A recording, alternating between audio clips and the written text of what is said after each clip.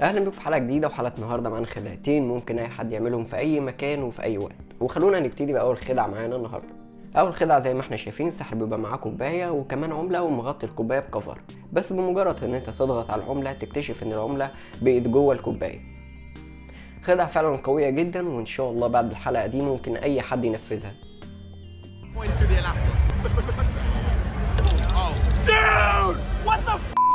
كل المشكله في الخدعه دي هو الغلاف الكفر اللي مغطي الكوبايه. الكفر ده مطاط جدا لدرجه ان انت ممكن تحط العمله من ناحيه ويظهر لك من الناحيه التانية ان هي فعلا فوق.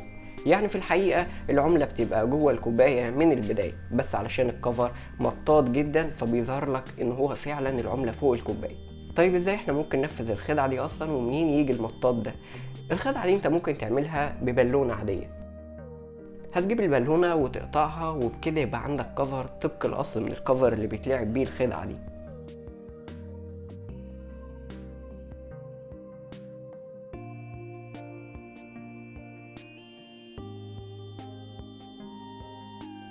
ومن هنا نروح لتاني خدعه معانا النهارده. وتاني خدعه معانا النهارده بينفذها ناس كتير جدا، منهم كريس المصري ومنهم مينا زبيب ومنهم ناس كتير عالميين.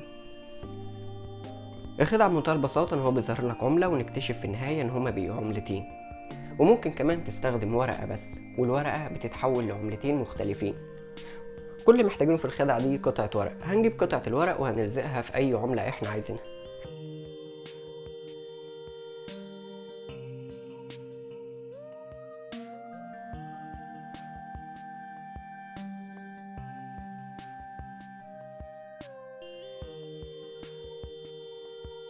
وهنتني العمله بتاعتنا للاتجاه المعاكس،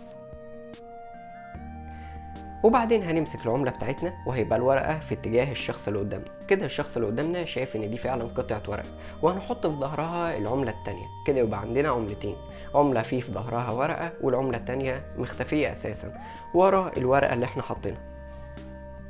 وبحركه بسيطه هتسحب عمله منهم، هتكتشف ان الاتنين ظهروا قصادك.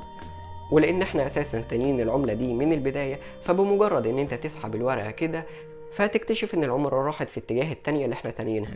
ولو هنلاحظ ان كريس المصري في الفيديو اللي قدامنا ده طول الوقت بيحرك العمله اللي في ايديه اليمين، مش بيحرك ابدا العمله اللي في ايديه الشمال، لان زي ما احنا شايفين العمله اللي في ايديه الشمال هي اللي كان في ظهرها الجنيه. يعني الجنيه من ناحية وال20 من ناحية، فكل اللي احنا شايفينه ال20، انما في الحقيقة هو فيه في ظهره جنيه. كريس المصري استخدم عملتين، لزق الجنيه من ناحية وال20 من الناحية التانية. طبعا ال20 هيبقى حجمها اكبر من الجنيه، فعلشان كده ممكن تقصه باي مقص او باي حاجة بعد ما تلزق الجنيه في ظهر ال20، وبكده هما الاتنين هيبقوا في نفس الحجم. ودي نفس الخدعة اللي عملها مينا زبيد، بس مينا زبيد بدل ما يحط عملتين في ظهر بعض حط ورقة وفي ظهرها عملة، وكان ممسك البنت اللي معاها دي العملة التانية. وبكده لما يسحب الورقه العمله هتتني وهيظهر لنا الناحيه التانية اللي هي اساسا الفلوس اللي احنا حاطينها من البدايه. وقبل ما انهي الحلقه ما تنساش تنزل تحت وتكتب كومنت جميل علشان اجمل كومنت يظهر معانا الحلقه اللي جايه، وما تنساش تدعمنا بلايك وشير وتشترك في القناه. واشوفكم الحلقه الجايه ان شاء الله. سلام.